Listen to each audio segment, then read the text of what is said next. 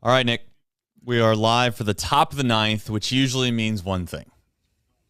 It usually means that the Cincinnati Reds are winning when they are at home. And they are at home, for those that don't know. Tell you what, it's been a pretty tight game. This is one of those games that's been moving at a pretty quick pace, and largely because there hasn't been a lot of runs scored. So, yeah, scheduled this for 9:40. That's 2.5 hours in, and it's 9:18. So, yeah, I mean, if those Reds could just do something other than just hit the long ball and actually manufacture some runs. right. It's good to have you back, buddy. Hey, it's nice to be back in my house. It feels nice. It really does. It's enjoyable. I get to watch the game. It was a long weekend, really long, man. I mean, I worked too many hours in a row. Didn't get to watch much Reds baseball. The Reds weren't winning. Wasn't too happy. But here I am. Hopefully Alexis Diaz can do something special here and just give the people what they want, which is a Reds win. Yeah. For as bad as this felt, Nick, for as bad as it's felt, not to sound too overly optimistic, but what did the Reds give up? They gave up they gave away 2 games to the Brewers. Yeah. Yeah, I mean,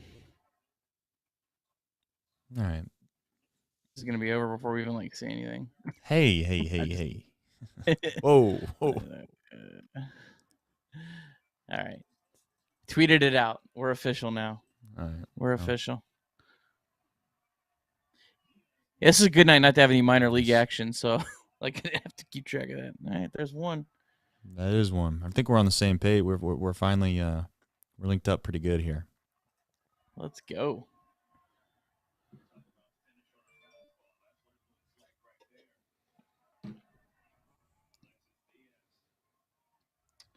Let's see here.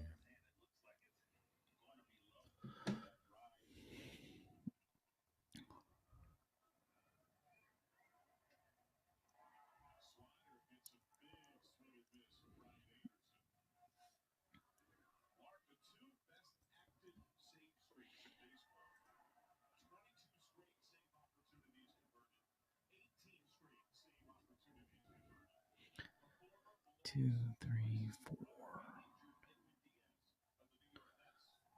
Yeah, I mean, so the run differential in the series, if it stands right now, is -5. It's kind of tough, It's not.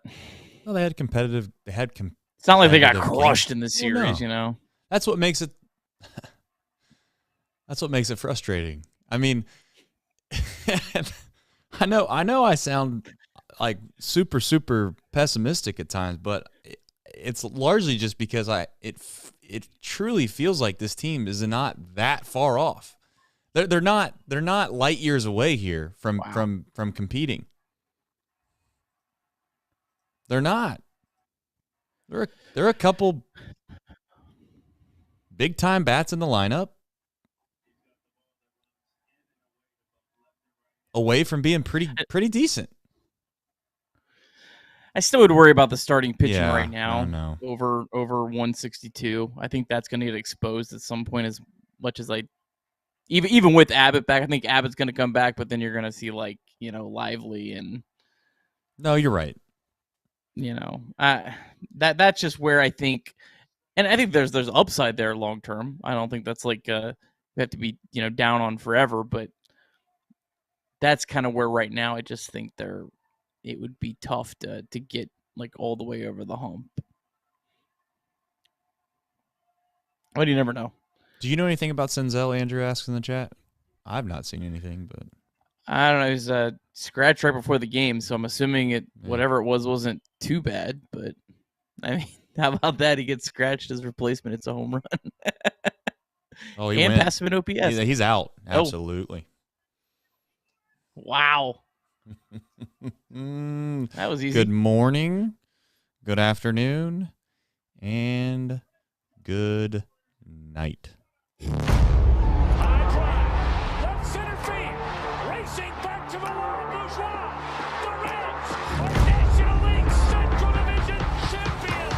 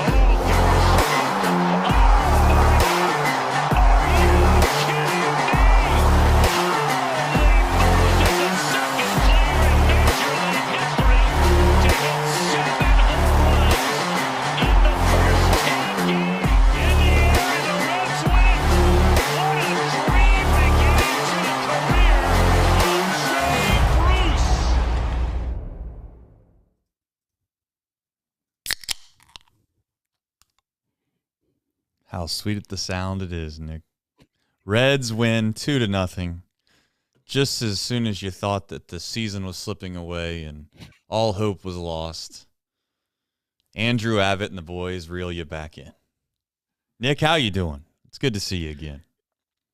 Hey, I am doing well. Good to have you back on our lovely graphics. A lot less work than StreamYard. Let's go. Let's have a good night. No doubt. I feel like my camera is a little too zoomed in right now, so I'm going to back it up a little bit. I don't know what that was about, but there we go. Now I feel a little bit better about that. All right, Nick, we'll stick to the rundown as we usually do. There's this thing called the box score recap, and just throwing it out there, Nick. Usually we had come up with a good plan. You sent me this beautiful, nice underlaying music to play underneath your thing. I thought I saved it. I didn't. So you know what? For this time, this will be the last time it ever happens. You're going to have to give the box score recap. Dry as ice, brother. Dead silence. Let's go. Good thing I only got about a paragraph and a half, so it wasn't a whole lot in this one. Just good stuff. All right, top of the first inning, 28 pitches and a walk, but a scoreless inning nonetheless for Andrew Abbott in his big league debut. Struck out Christian Yelich to end the inning for his first big league strikeout.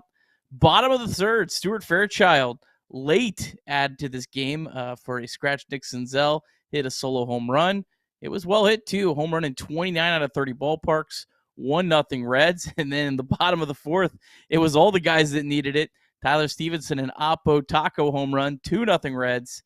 And how about Andrew Abbott? Took a no-hitter, 1 out into the fifth inning. He was the first Red to allow no hits through 4 innings of his MLB debut since Johnny Cueto back in 2008. Turned out to have a pretty nice career.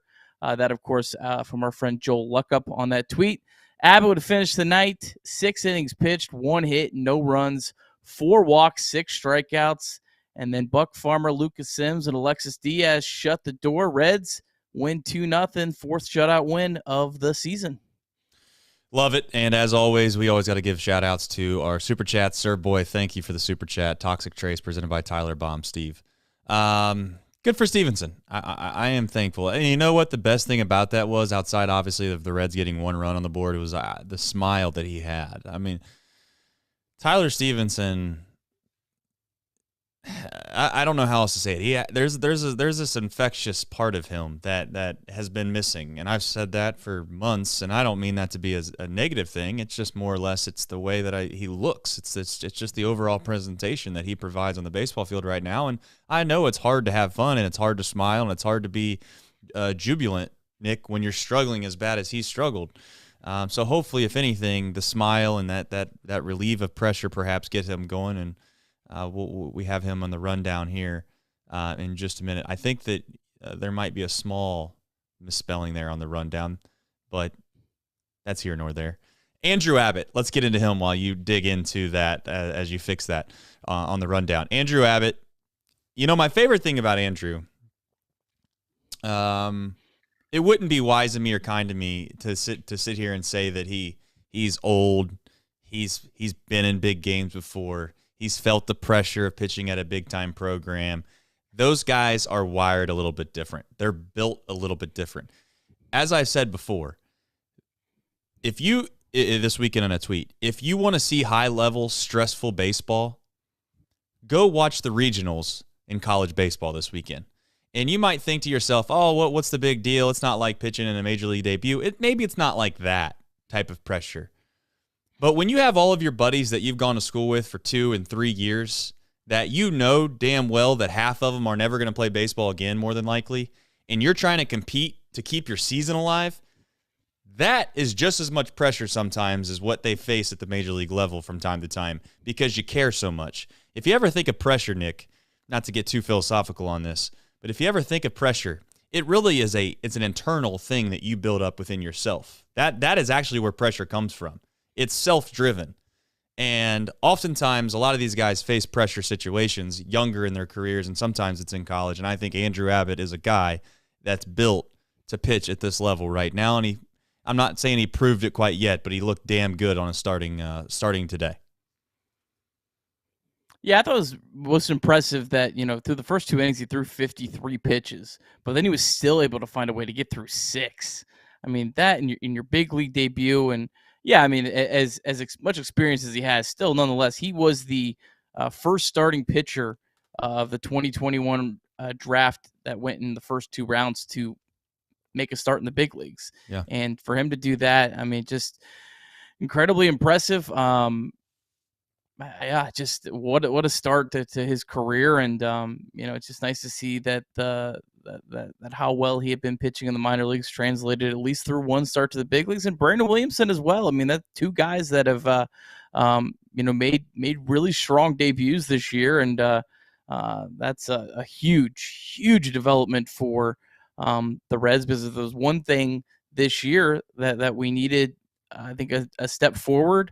More than anything, it's the rotation. So, yeah, huge night for Abbott. Yeah, and you bring up a good point. This is a franchise or organization that I think we were questioning or wondering what the depth looked like from our starting pitching and what the depth looked like as a pitching staff as a whole. And we had said on this show, before the season started and right when the season was starting, that of all of the things that could go wrong for this team, the one thing that couldn't go wrong was that Green, Lodolo, and Ashcraft had to be pretty damn good for this team, not only to be successful now, but to be successful in the future. And, so far they've been not very good. So, and we've survived in advance. Now, for some reason, I got to figure out why this smart system that my wife has set up, that my lights go off at 9:30 every single night. So I'm going to shut up and let you talk so I can get my lights back on, and I'm sure the chat's just absolutely crushing me.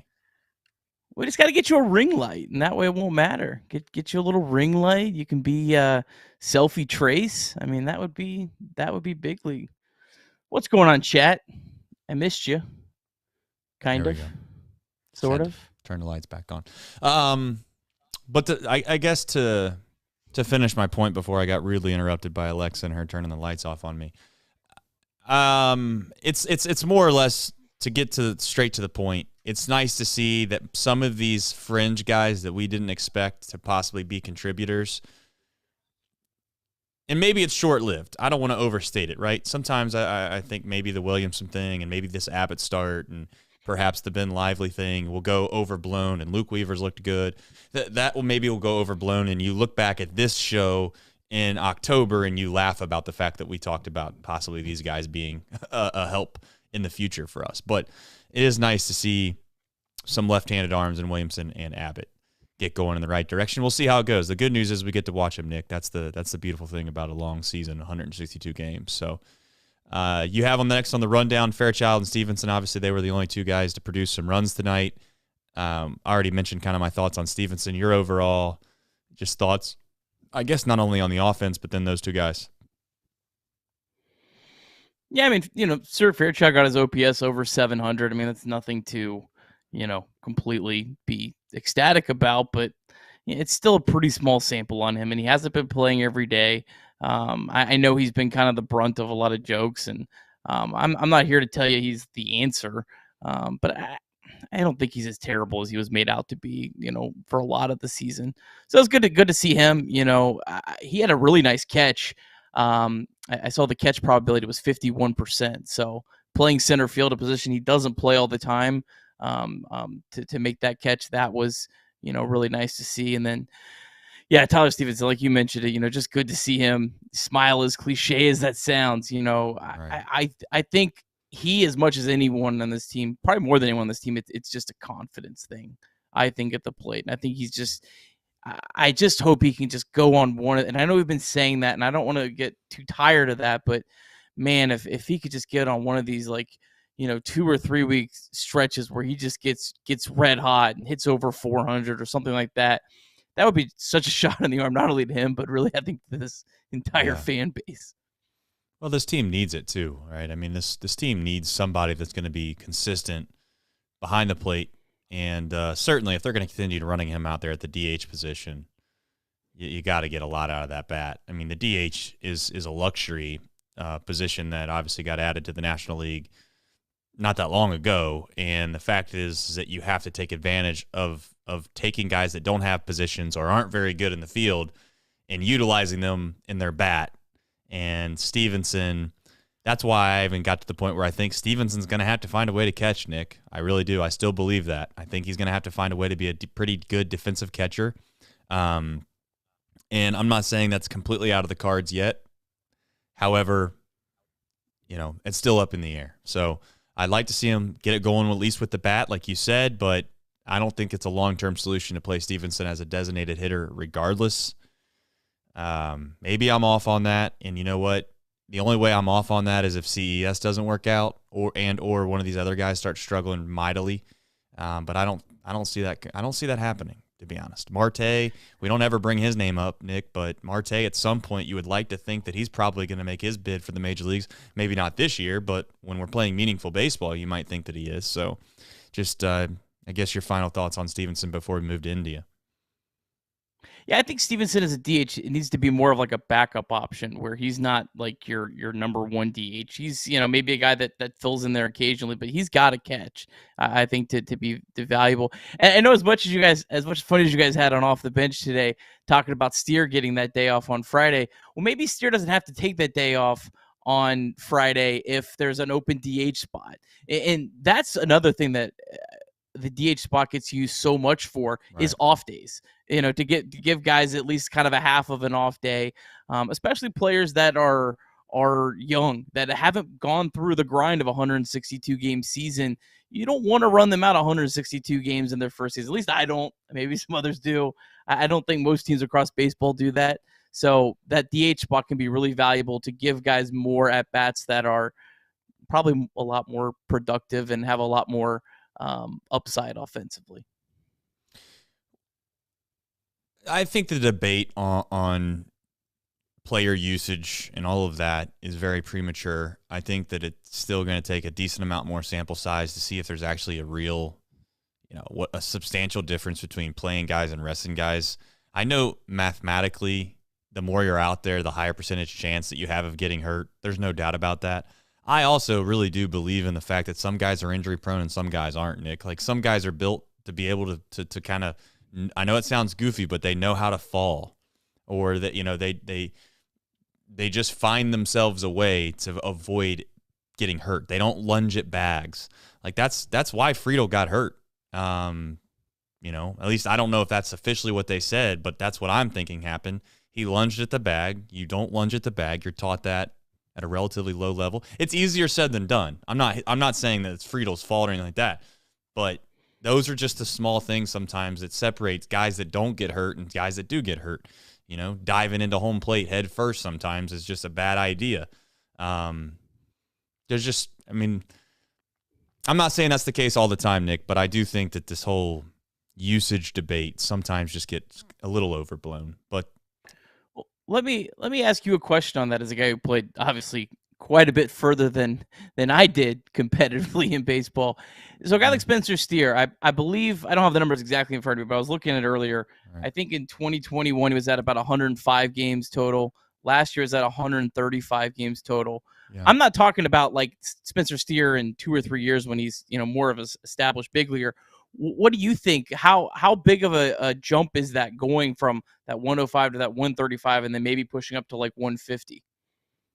I think it all depends on the individual player, and you have to trust your players. And maybe, to be fair to David Bell, the only way that I could suggest and or justify Spencer Steer not playing on Friday night is that he told David that he's just hurt, or not hurt, but he's tired, or like, hey man, like I kind of like got a little bit of my knees causing me a little bit of problem. Do you mind if I get a day off? That could have happened. But as far as jumping up 20 to 30 games in a given year, these guys, I don't know if people appreciate how well put together these guys really are as athletes. Now, you'll have your random player, your maybe the best term to use is like even Prince Fielder. I know that people were making fun of him today on Off the Bench show, like, oh, he's a big guy. Prince Fielder was a well put together guy. Like, these guys are better athletes than people probably actually think. Of course, there's always the John Daly's of the world, right? That there's like this one outlier that probably is a relative. And no offense to John Daly nor his family, but maybe it's a little bit of a slob and they can get away with it because they're ultra talented.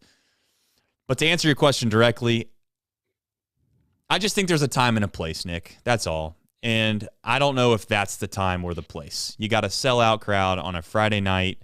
Your fan base is just absolutely back into it. It just doesn't seem like the time or place. And again, to give David Bell an out, that might have been a decision that was made by Spencer Steer. But that's here nor there. I don't think it's a big enough deal to spend a bunch of time on it. But to answer your question directly, I don't think it's a big deal. But, maybe that's just my opinion. Doesn't mean it's right or wrong. You got Indy on here. Can't go a show without talking about him. Well, I don't know. It interesting is probably, I guess, the Right. best way to describe it. Taking ground balls at third base. You have any thoughts on this? Maybe it's a decent temporary solution. It's not a long-term solution. I don't know what to make of it. I hate to say that, but I'd like to think that that it could help in the interim. But are we really going to ask him to move to third base? Like, if we're going to ask him to move a position, maybe one that's a little less demanding than third base would be ideal, is my thought. And we've talked about left field before, but third base is what he grew up playing, right? I mean, that's where he played when he was at Florida. That's what he grew up playing. Perhaps, I don't know how early. More than likely, he played shortstop when he was in high school, because that's just what most all the big time athletes play. And then you get moved when you get to an upper level. But maybe I if you want to get the fan take into me, if you want that, it's like maybe that's the move they're going to make, to move Elly De La Cruz up here, and then you got Elly and you got McLean at second, and then you got Indy at third, and then Spencer's playing first.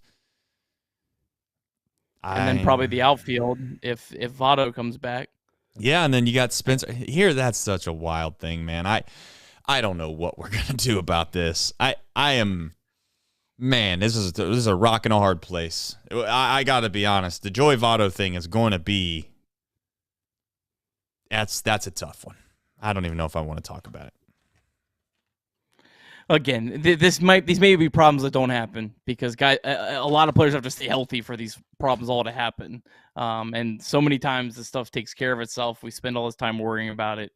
No example better than Mike Moustakas. Where's Mike Moustakas going to play in 2021? And then the guy came back and played like 5 games, and that was the end of his season.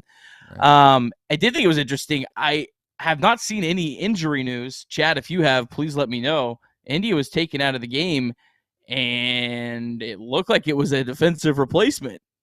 They brought in Jose Barrero, and they moved Matt McLean over to second base, which, if you're starting to, okay, India's taking ground balls at third base. Yeah. They moved Matt McLean over to second base for Barrero. You can kind of maybe see some wheels turning here. Yeah, that's one thought. I'm trying to get right now. I'm in the middle of trying to grab this clip for us that you sent along, Nick. I'm going to play it during the show. But as far as to continue my thoughts on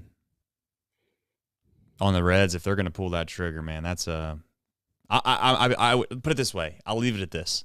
I would be proud of this organization, and I would truly actually believe that this front office is actually different than what it's been in the past. It's already kind of been shown that it is, to be fair to them. It already looks a little bit different, but that would be the defining moment, in my opinion, of this front office, of saying we are going to do what we think is best for this team in franchise, and we're not going to let our feelings or anyone else's feelings get in the way of any of that. Would you agree with that?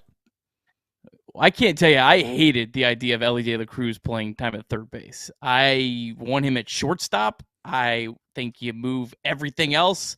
I know that's maybe not fair to everyone else, but Elly is the guy. Elly's the dude that can take this team from wherever they're at to a completely different level. And he's most valuable at shortstop, and I do not think you mess with Elly De La Cruz.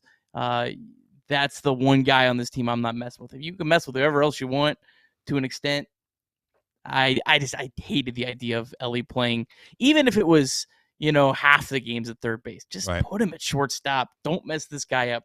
Keep him there. He's the franchise. All right.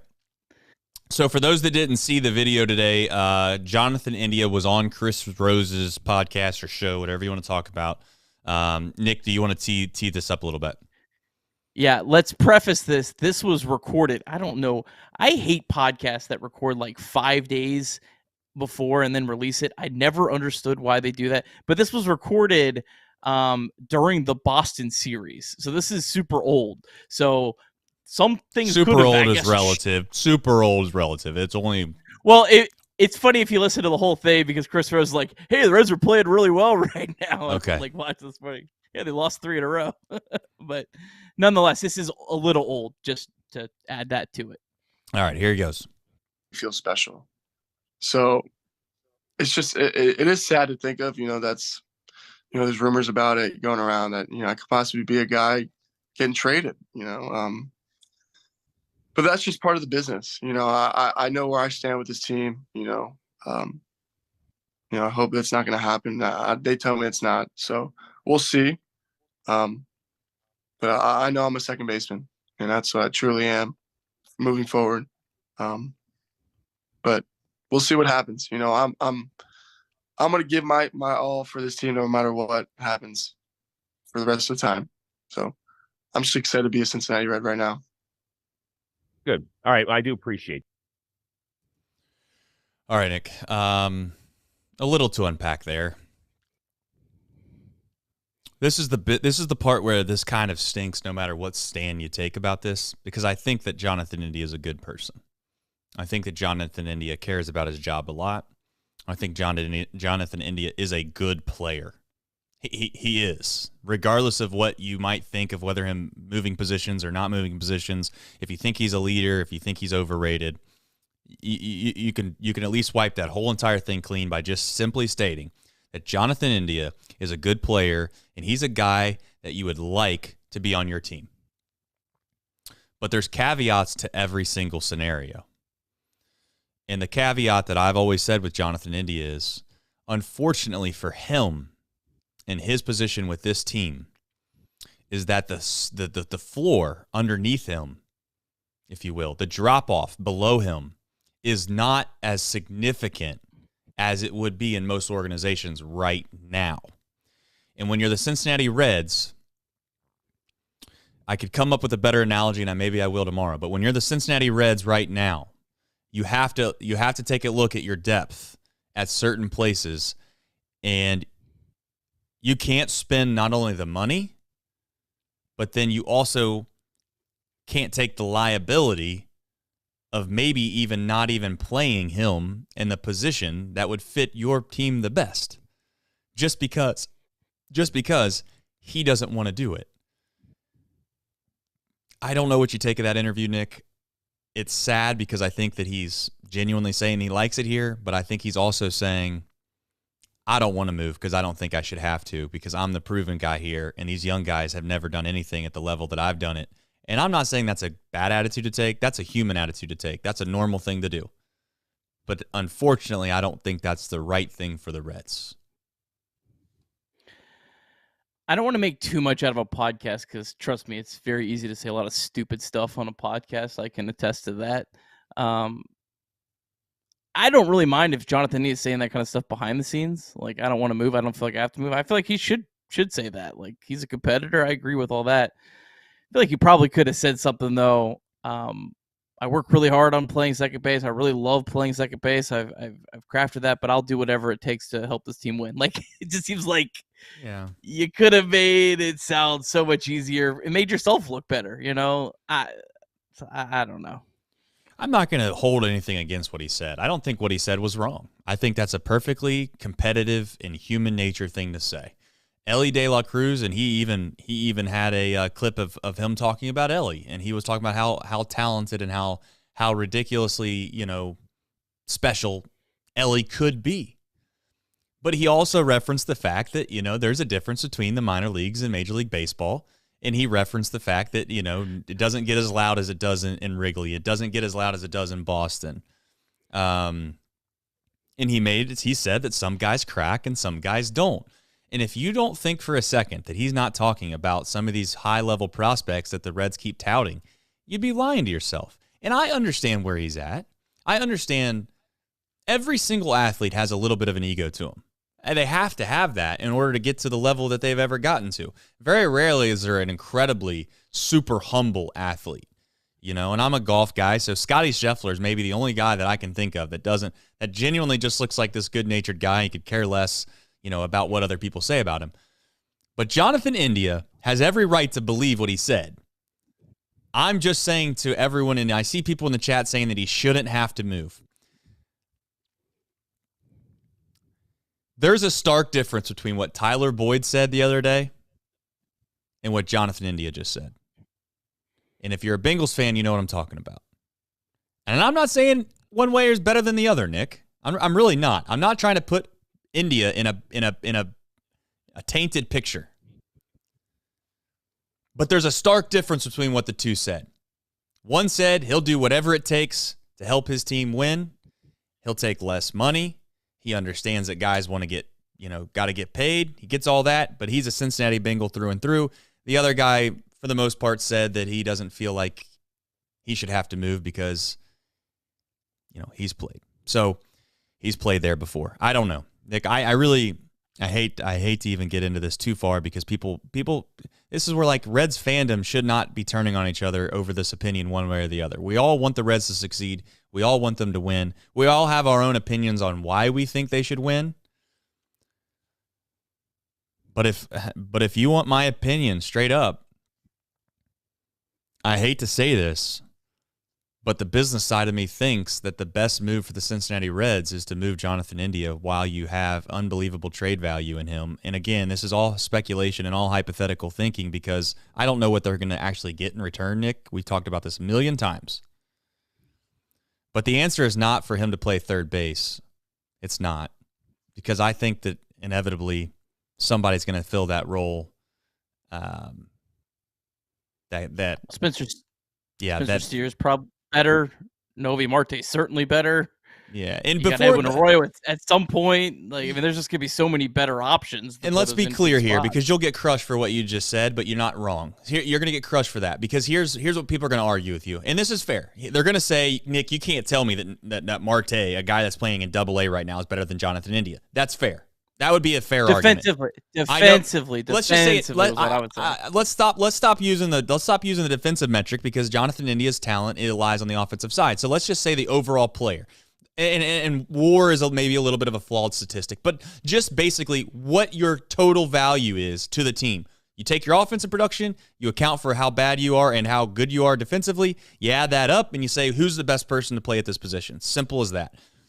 You can't really say that Marte and or maybe Steer or Edwin Arroyo or anyone like that would be the answer. The only thing that I have to remind everyone of is this is a two-way street too. You can't forget about that. This guy's eligible for arbitration at the end of this year, Nick. He's also eligible to leave in a couple of years as an unrestricted free agent. His agent is Scott Boras. There's a reason that he wants to play second base. Rightfully so. You earn as much money as you want in this world. And that's Jonathan India's God-given right as an American. Make as much money as you possibly can. You're worth whatever someone's willing to pay you. But my main point to this is it's unfortunate that we're in this position to have to try to pick sides. Just because I think that they should trade Jonathan doesn't mean I don't think that he couldn't be on a team that wins a World Series for the Cincinnati Reds. I think that he could. And I would like to say that I would like to see that happen. I'm just reading the tea leaves, and I'm not saying Jonathan doesn't want to be here, but Jonathan wants to get paid, number one. And number two, he doesn't sound like he wants to take a back seat to anybody, and he doesn't feel like he should move positions. And I just don't think that's the right move. Yeah.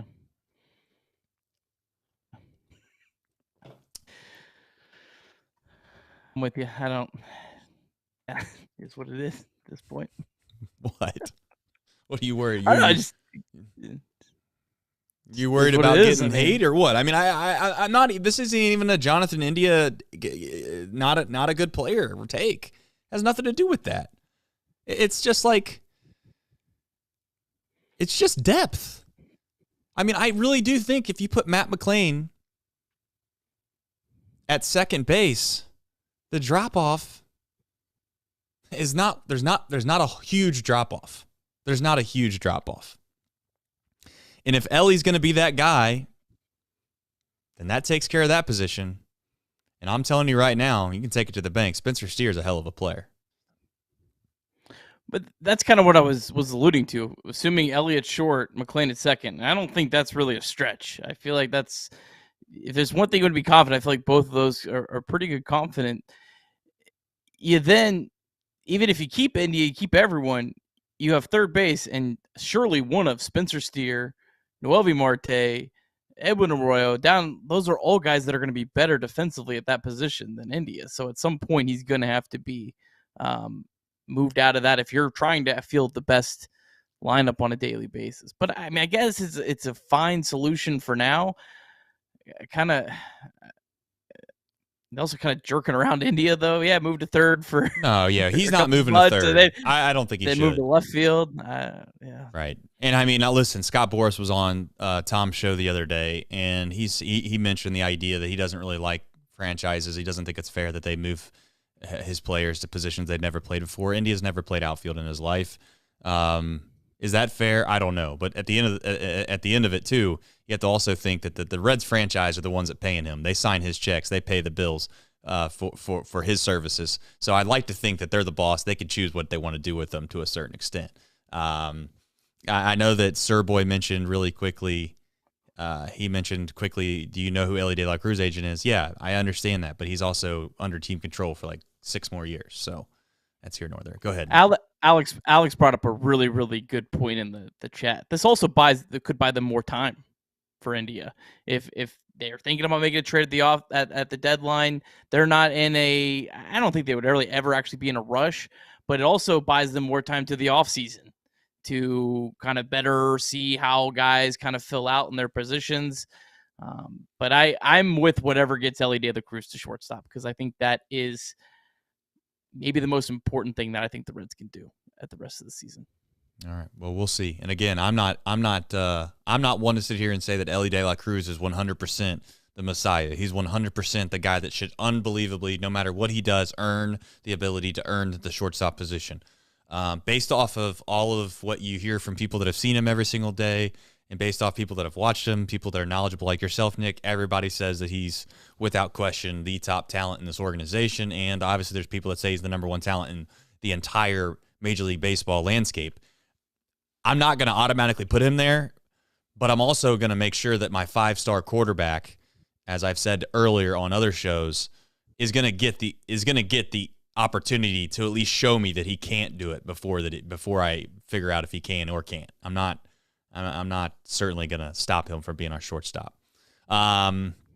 Moving forward here, I'm sure we'll get some things through the chat here after we get through this rundown. I don't even know how in the world you're going to say this guy's name. Sheng-In Lin? Yeah. Is this Shohei Ohtani's little brother or what? I hope so. That'd be a hell of a signing. Yeah, from Taiwan, only 17 years old, signed for $1.2 million, so nothing, not small change. He's pitched a lot, throws 99, but the Reds signed him specifically as a shortstop center fielder. So I guess they like the bat more than the arm, but there is an arm as a potential as well. Elite speed. I love the Reds taking shots on players like this. I 1000% think they need to be doing these type of moves as much as they can. Really good story from Charlie Goldsmith in the Cincinnati Enquirer today about how the Reds have really revamped their international market and their their desire to go after players, and really bulked up their scouting department and things like that. And that's how they got Ellie De La Cruz was by doing that. So Yeah, I love going for guys like this, even if it doesn't work out. I think this is a good types of risks for the Reds. This guy's like 2 years removed from pitching in the Little League World Series, it looks like, by the way, either. Yeah. The Reds have a 16-year-old catcher that made his debut today. What about, say that again? I think he's 16. Alfredo Duno. Okay. I don't really keep. What's position? He's in the catcher. Catcher. He was their big international side. He's 17 now. He's 17. But he made his debut today and had 2 hits in the Dominican Summer League. Nick, if you take that cap you got on and you bend it just a little, you have to bend it a lot more, but bend it real hard more, you'd almost get the culture that is Japan or whatever it is. They almost make a circle with their hats. I've always wondered how in the world they play with that. It's like, do they not appreciate like peripheral vision at all? Have you ever done that with your hat? You pull it down. I mean, you're almost there. You just got to do it a little bit more. You won't be able to see out of the sides. It's like you got blinders on. Maybe that's the way, actually. You're focused on what's in front of you. It might be onto something. I can't say that I have ever thought about this 1 second of my life, Trace, but hey. Oh, I mean, I used to actually see guys that had their hats like that, and I used to always think to myself, that's just what a terrible way to live. I don't understand how you could wear a hat like that. But good for Xing and Lin. Hopefully he ends up being a guy. Hopefully, I don't know. Hopefully he has a good career for the Cincinnati Reds. We signed him for $1 million. $1 million at 17, man. Gabe with the fire super chat of $9.99.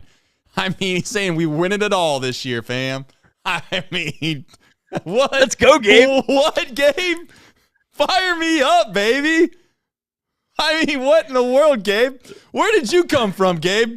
You just come in here slinging dollars around. I never seen your name before. You probably maybe been in here before, to be fair. I don't know. But I know this time, first time I seen your name, it's got $10 next to it.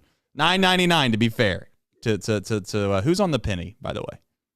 Do you know? Is it Lincoln? Who's on the penny?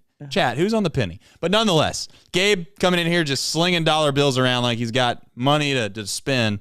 Appreciate that. $9.99 right now, just so you know, on the Cincinnati Reds on Betfred Sportsbook would probably win you close to $500,000. So, but we do appreciate your $10. Maybe we'll put that towards the Reds winning the whole damn thing. Seems like a decent idea. Holy smokes! Oh God! Oh jeez Louise! Did Sir Boy Wonder just accidentally put an extra 9 in there? What is happening? What is happening? We made it. We made it. I think I might have woke up. I broke my headset. Wow. Sir Boy. Sir Boy. I made it, Mom. Holy smokes, man. Paul's going to keep his job tomorrow. Just because of you, Sir Boy. Crunky. $2. Oh, man. I'll tell you what, the super chats are flowing in here tonight. The Reds win. Hell, the Reds win 75 games this year. This show will go on. But in all seriousness, Crunky, thank you. Sir Boy, that is very kind of you. I mean, you're one of our biggest fans. You are the man. For that, I'll tell you what, Sir Boy, for that you're gonna get like an OG care package or something. I gotta get you a care package. Another one. Whoa.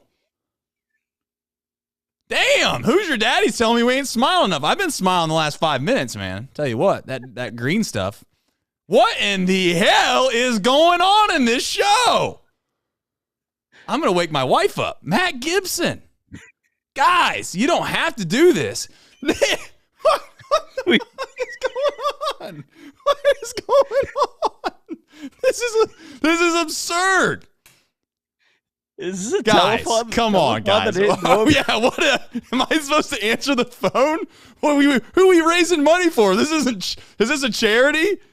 Nick, do you have something in the background telling people that we're putting the Red Cross is coming? Must be the. All right, I'm going to go through these one more time. OJ's Broncos says Reds win. Thank you very much, OJ. Sir Boy says positive Trace. Thank you, Sir Boy. Matt Gibson, we appreciate you. Who's Your Daddy? Thank you. Crunky, thank you. Sir Boy again, because he's just got so much money he's thrown around everywhere. And Gabe. Gabe is what you call a trendsetter. He's the leadoff man. He's the guy that got everything going, but not to be outdone, I believe, by we got more. Guys, I can't keep up with this. I'm not a YouTuber. I can't. There's somebody that started this show off that gave us like $2 that, hell, I can't even remember anymore. Is there a way to see that? I'm going to have to figure that out. Up at the top. Player formerly known as Mouse Cop. Thank you very much. Oh, Up my at the God, top dude. out This is there. absurd. Dylan Rutschman. Dylan. Chatterbox Reds, the greatest Reds podcast on earth. Ricardo Cabrera starts in the Arizona Complex League tonight at leadoff. That is big-time information right there. Thank you, Dylan.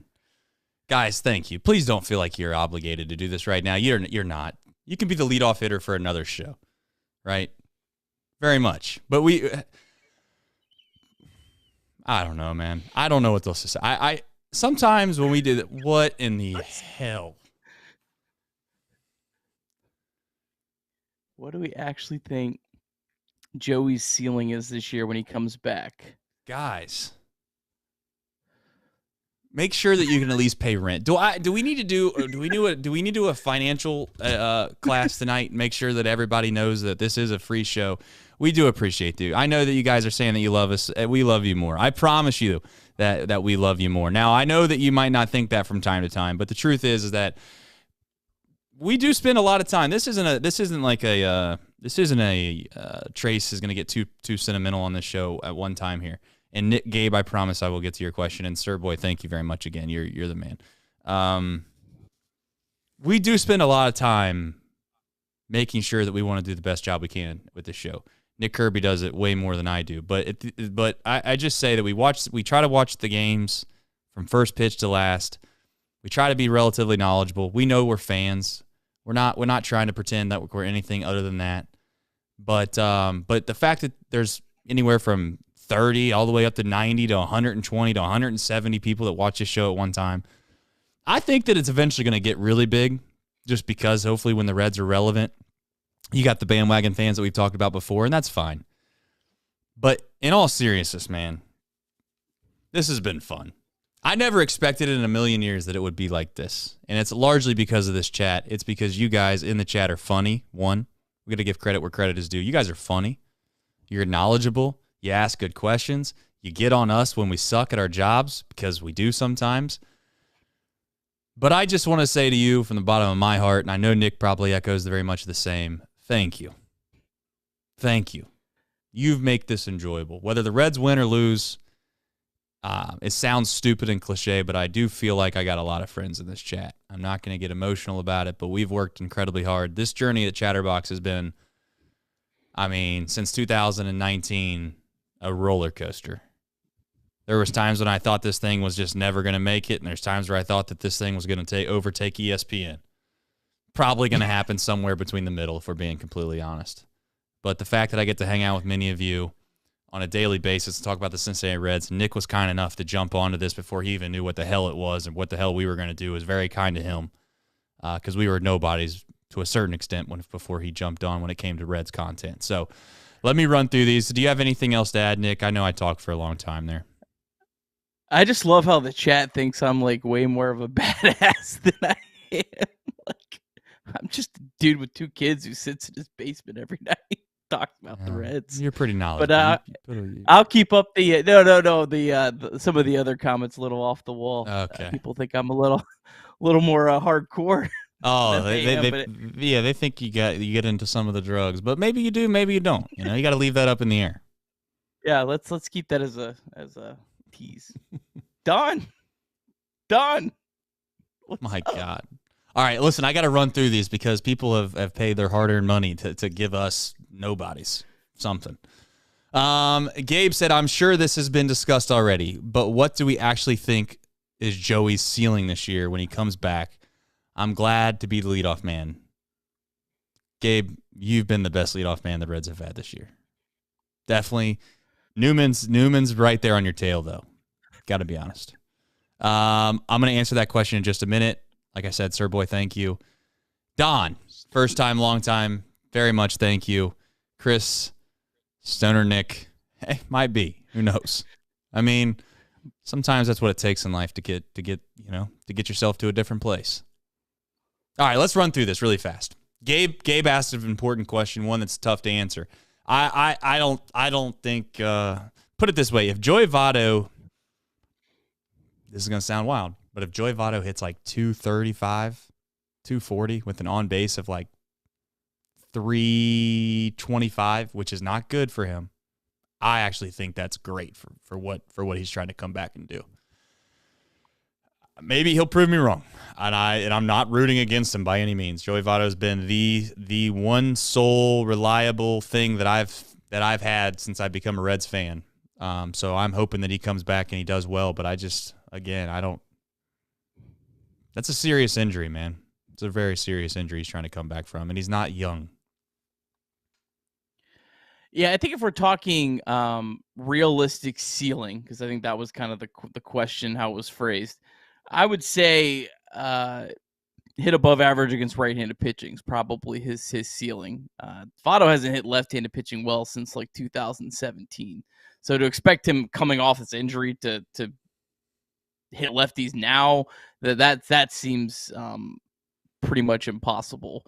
But I mean, I think he's still, even if you look through his splits, even like the last year and then like 2018, where the overall numbers weren't as great, he still hit right-handed pitching at a good clip. So I think it's possible that he comes back, maybe like that 110, 115, maybe 120 OPS plus against right-handed pitching. Maybe that's possible. I know a lot of people hate it. I think if they platooned him, I think that it would maximize, what he has maybe left in the tank. It's going to help his overall career numbers. I know there's someone say, I think Alex was asking, what would he need to get to 300 lifetime? He'd have to, I think he's down to 297. I don't think there's even enough at bats if he hit like 350 to get that up back over 300. So, yeah. But isn't it wild how everybody always says, "Hey, you get out seven of 10 times, or you get on 3 out of 10 times, and you're a Hall of Famer." That's always been like a saying when I grew up with baseball. It was a saying even when we were in college and et cetera. It's kind of funny to me that people want to act like Joey Votto is not a Hall of Famer. I don't. It's just like, then what's been the purpose of the saying for our entire lives? If Joey Votto's not in the Hall of Fame, then I don't know. I know that's a hot debated topic from time to time, but with the new era of baseball, the more and more how valuable people are that get on base, and you value on base percentage, Joey Votto should, and without question, be a Hall of Famer. And I know people think I'm biased when I say that, and perhaps I am. But I don't think there's any question that Joey Votto should be in the Hall of Fame. I really don't. I mean, one of the best hitters of all time, period. Inarguable. Yeah, he's still got a 412 career on base percentage. That's 1 point below Mike Trout. Had of guys like Jackie Robinson, Jeff Bagwell. Right. They always point to his power. Chipper Jones, Larry Walker, Joe DiMaggio. He's significantly ahead, like on base percentage over Joe DiMaggio, and you could just go on and on and on down the list. Since I love this chat so much, I got to be honest. My kids had some Milk Duds just sitting right here in front of the computer. I've had Milk Duds from time to time in my life. What's the best chocolate candy? I'm a Snickers guy. John Thomas, by the way, thank you for the super chat. This is absolutely ridiculous tonight. I don't. Thank you. All right, I'm gonna try to stay focused. Best chocolate candy. I'm gonna take some of these chat answers, and I'm gonna put them the poll. What do you think the let me see how many options I get. What is Mounds? Mounds? good question. I don't think I've had mounds. I think I've seen guess, like- mounds. I've seen mounds like it's got green. I think it's green. It's got like a green mounds. Oh, do they call it something different now? Listen, I have 1, 2, 3, 4 options. I have 4 options, chat, to pick from. I think Snickers. I'm sorry, but I'm biased. I'm gonna have to put Snickers in there. Snickers, Reese's. Give me. I need. What's your favorite? Nick? Reese's. I like Crunch and Kicks as well. Crunch and Kicks. No, What? that'd be my top 3. Am I wild for saying I don't even know if I've ever heard of Crunch and Kicks? No, those 2 separate things. Crunch bar, Okay, Crunch. the blue, and the then blue you- one, and then Kicks. Kicks. Kick. I'm losing Chat. my mind. Kit Kat bar. I think the chat's onto something. Did I say kit? You got an all-time munchie list. He can't even get out his words tonight. He's acting like he's just this dad with 2 kids just sitting in his basement. I mean, come on, guys. I think we're onto something. I think we're onto something here with Nick Kirby. He's got a little side hustle going on. You know what I'm saying? Just saying. Cops are gonna be showing up at my door tomorrow. All right, I need 2 Get more a options. By the way, random drug test. To I work tomorrow. need 2 more options. I don't. Twix. That's a good one. Okay, Twix. Jack Bauer in the chat. I love Jack. You love come on. 24? No, I just love Jack. No, I love 24. I was excited for a second. Is Nick Kirby Betty Crocker? What? Oh yeah. What is that? Are you telling me that you don't know what Betty Crocker reference is right now? You missed that in the chat? Oh man. That was honestly, if we want to be honest, of all the all-time chat comments in the history of Chatterbox Sports, the Betty Crocker comment is right up there on the Mount Rushmore. It might be number 1, some are saying. That's the rumor on the street. The Betty Crocker chat, I think it was Mouse Cop that dropped the other day. I was literally about to piss my pants. I was laughing so hard. All right, I need 1 more, guys, so we can get on. We can talk Reds baseball, and then we can vote on what the best chocolate is. Snickers, Reese's, Twix, and Ooh, Butterfinger. There you go. Butterfinger. All right. Here we go.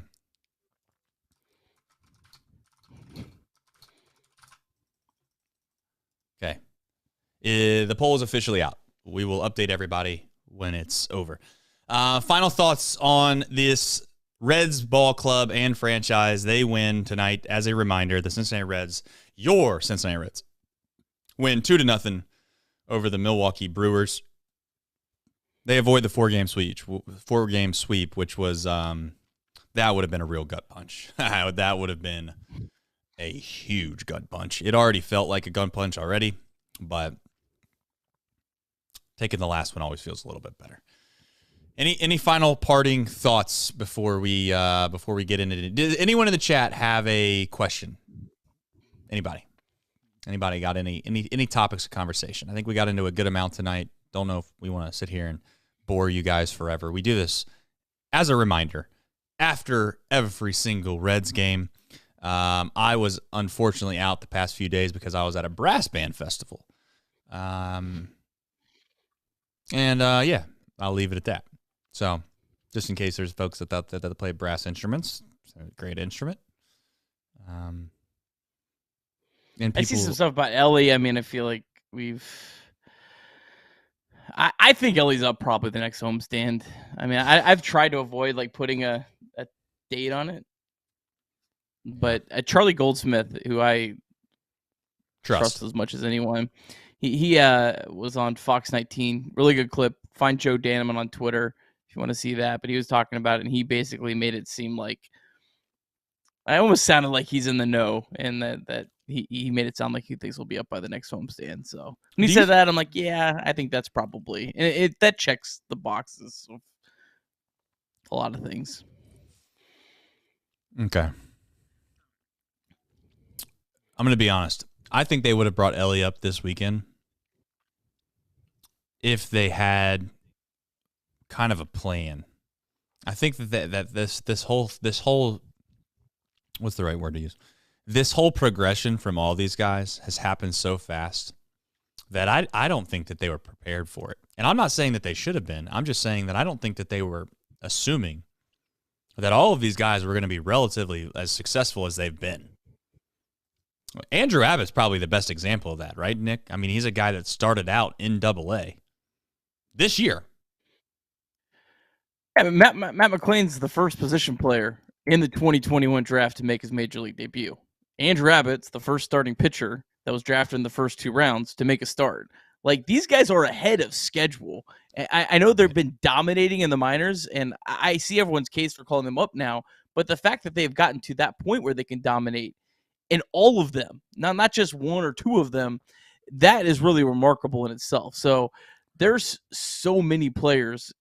I mean, you look up and down, I would feel like almost every prospect, 1 through, 10, 15, almost every single one of them, if you would have told me back in January where I thought they'd be, I'd say almost all of them are ahead of schedule. And that's awesome, but it has kind of created this weird, I don't want to say log jams. I don't think it's a log jam because you're just moving around guys like Nick Senzel or Stuart Fairchild.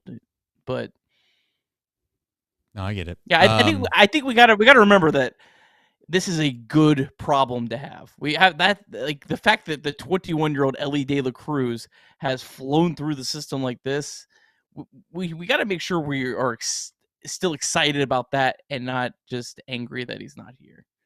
Yeah. I mean, I don't know. Think however you want. I'm not trying to tell you how to think, but I just want to make sure people still like appreciate how far this kid, he's still a kid, has come. Well, yeah. I don't think people listen. People are excited. When things get heated, when people get upset, and Twitter kind of gets a little bit of like kind of a what's the right word to use here? A little bit of a fire or some kind of, this thing that we banter back and forth on Twitter about. It's all because people are excited and people care. I've never really gotten upset at anybody and or my feelings hurt by people coming after me and or challenging my thoughts and opinions on things, because I don't want to say that I'm man enough to admit that I can be wrong. It's more or less just trying to hear what other people say and what their thought process is, why they think the way they think, and then taking that and then trying to counteract that with the viewpoint that you have and see if you can't formulate some kind of opinion based off of all of the information that you receive. And the concept with India's been that way. The concept with when you should bring Ellie up's been that way. The concept if Andrew Abbott was ready to come to the big leagues been that way. How many pitchers or how many pitches that Andrew Abbott should be pitching in this baseball game, not only tonight but in general, it has obviously come up on Twitter. These things are all good things to have. I wouldn't always think, just because people are bickering about something that it's negative. It just means that we all care. This fan base is starving for a winner. That's all. That is, let me be clear when I say this. That's what we're all after. That is what we only care about. Bryce Spalding might have a different opinion than Nick Kirby. Nick Kirby might have a different opinion than me. I might have a different opinion than Clay. Clay might have a different opinion than all the beat writers. We all have our own opinions, and that is what makes this whole thing fun. But I don't think that there's much left to argue, Nick, in regards to what Ellie could do at the minor league level to, as you said before about McClain, what is there left for him to actually try to learn or adjust from or get better at? That seems like the only thing left at this point is to figure out what it's going to take for him to do at the major league level. And you want another thing to add to the conspiracy theory with Ellie coming up? I know this isn't accurate, but I want to just say it out loud because I actually did think this with my own brain. I think that all the news stations, all of them rushing down to Louisville the other week seemed kind of weird to me. It's like, this guy's been the number one prospect in baseball for a while. This guy's been a big-time player for a while. This isn't new, Nick. Now all of a sudden, you got all the big J journalists all the television stations rushing down to Louisville. I don't know. Maybe they got a tip. They were told, hey, you guys better get some Ellie clips because he's getting ready to get called up here relatively soon, and you don't want to be caught with your hand down your pants, if you will. And sorry, that's just a term that I've used my whole life. You don't want to get caught with your hand down your pants trying to figure out what you're going to do when you realize that you have to do a story on Ellie De La Cruz and you got nothing. So, what do you think about that? I do have one other thing on Ellie. I guess I'll be brave enough to say it. I don't know. People probably hate it, but it seems like we're having fun tonight. And the Reds won. I would not have said this after a loss. No chance. I think with Ellie, though, there is... I kind of look at him like a much, much, much more advanced Billy Hamilton, to where when Ellie gets to the big leagues, there's no chance he's going back down, even if he struggles, because Ellie could hit just over 200, and his defense and his base running alone is going to keep him in the big leagues, where he's going to be really, really hard to sit down. Whereas maybe like a guy like Christian Encarnacion and Strand, if he struggles, there's nothing else to his game that keeps him up at the big leagues. So I can kind of see where maybe they say this is our last chance while we maybe, and I don't want to say like Ellie doesn't like lacks attention or anything, but while we have his full attention, he wants to get to the show where if there's like these small little tweaks that we want to work on, this is our last chance to do that, because once he comes up, it's going to be nearly impossible to set him back down, just like it was with Billy Hamilton. Now, I think you could have made a case that Billy Hamilton could have been sent back down, but there was never a point where Billy Hamilton was with the Red those first 4 or 5 years that he wasn't a valuable player just because of how elite he was defensively in his base running. And I think it's kind of Ellie's going to be kind of that same way, where he's going to be valuable even if he doesn't hit like we think he will. Right. I do want to bring up something Alex has said a couple times here in the chat, at least this time pretty eloquently. You know, Thom said the other day that he was never privy or didn't hear about anything before it happened. The comments the other day mean anything. He said that he never heard a thing before it happens. I think that he's referencing the fact that we think that there's somebody that has got tipped off that maybe Ellie was coming. Maybe, as you said, Charlie kind of has a general idea if something's coming down the pike. Thom's a guy, I know this sounds wild to say, he's just a different person in person than what I expected him to be. I don't think Thom ever cared enough to want to get in the business of that, if that makes sense. I think Thom was just focused on what he thought his job was and didn't really try to get inside of the speculation and or what they were going to actually do. I think he's just kind of one of those guys, and I don't want to say old school, that's probably the wrong word to say, but he's just kind of one of those guys that's like, I could see him just saying, if someone's like, hey, do you think they're going to bring Ellie up? Have you heard anything? I could think him say, when they bring him up, I'll know. And at that point, that's when I'll know. And that's all I'm worried about. When they bring him up, they bring him up type thing. Again, I'm not trying to put words in Thom's mouth, but that's the kind of thought that I have with Thom. I wouldn't make much into that. Just because if Thom doesn't know, doesn't mean, in my opinion, that nobody knows, I guess is what I'm trying to say. Well, in like Thom or even like John Sadek now, it doesn't really benefit them to know, where Charlie Goldsmith and writers like them, right? When Ellie gets called up, they need to be able to hit send on a story like the second it happens, because it's going to be huge clicks, and they need to be in the know to an extent so they can, and that doesn't mean that they're always going to be in the know, but there's a lot more motivation than like a play-by-play announcer. Yeah, and I know those guys aren't like digging for stories is what you're getting at. I mean, they're not trying to grind at the bit to try to figure out if something's going to happen, because that's not their job. All right. We are doing this show every single day. We'll be back better than ever tomorrow. I do want to say again, I do have Ultra Fiber now, by the way. So shout out to them. Appreciate them and their stable internet connection on this beautiful Monday afternoon. And when I say afternoon, I mean 10:28 at night. I don't know what to tell you guys. There's 86 people in this chat. This chat has continued to grow. Our podcast numbers have continued to grow. It sounds stupid to say, man, but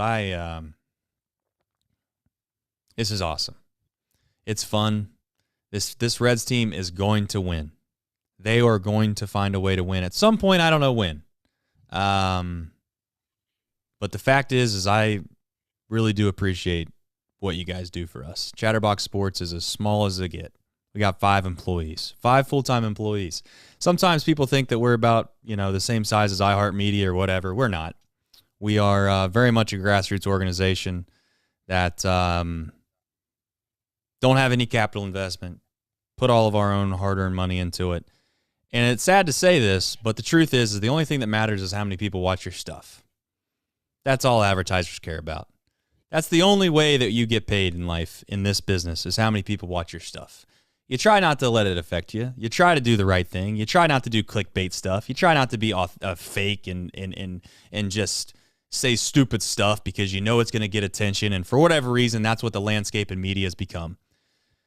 But the truth is that we've tried not to do that. And from time to time, do we say things that we're passionate about and we're goofy about? Yeah, we are. But more importantly, I just want to say that I'm thankful for all the people that watch our stuff. And I really can't wait until the Reds win. Because when they win, I know inevitably there's a lot of people that deserve it. And I'm not suggesting that it's me, but I am suggesting that this fan base deserves a winner. And for the first time in my life, outside of 2012, I think here soon we got a chance to do that. We really do. So have fun along the ride with us is all I'm saying. We're all sick of losing. That's for damn sure. Nick, your parting thoughts are going to be tomorrow's starting pitchers, and then we'll do a couple promos. And then guess what happens after that, Nick? Oh, he's grabbing something. Oh, sorry. That was quick. I thought you were going to talk for a second. All right. Tomorrow's starting pitchers. Got some notes here. Luke Weaver going for the Reds. 3.32 ERA over his last 4 starts. Only walked 2 batters in his last 21 2/3 innings.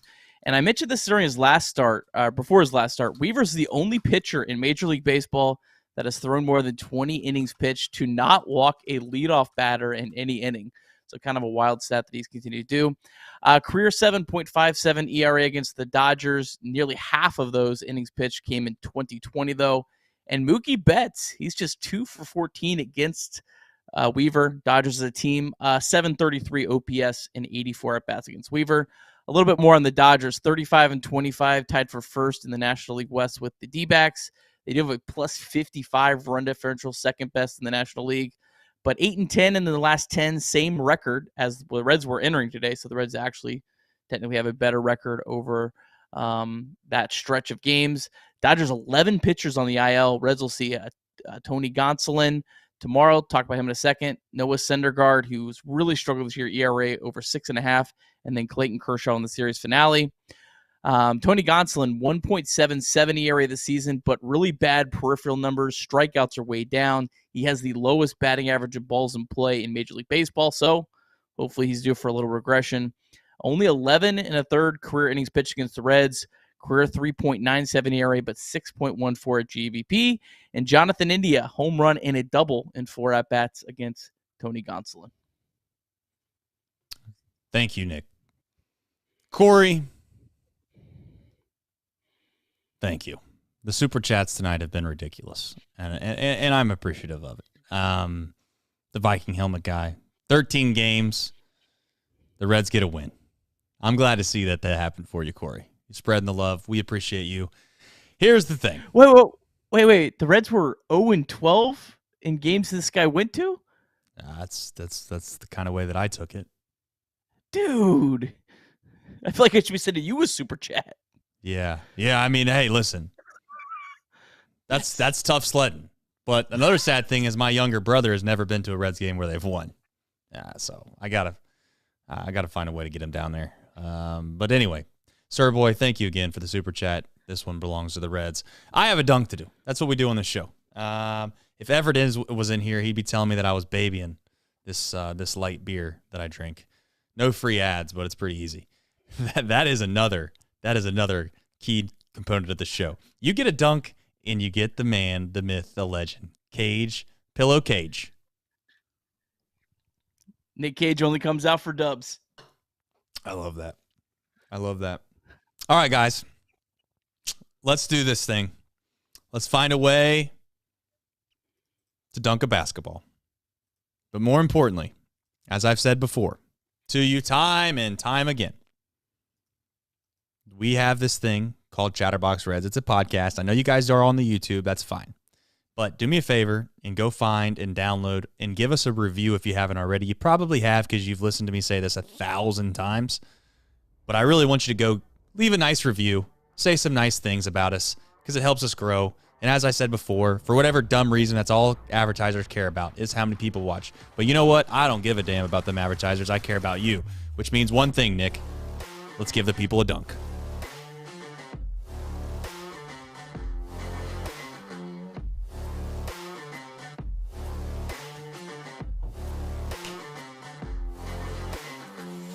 I was thinking, I need to show off a little more athleticism probably, which means one thing.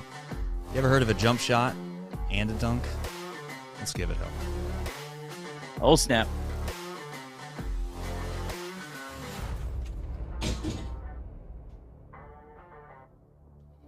It's good. It's good. It's good.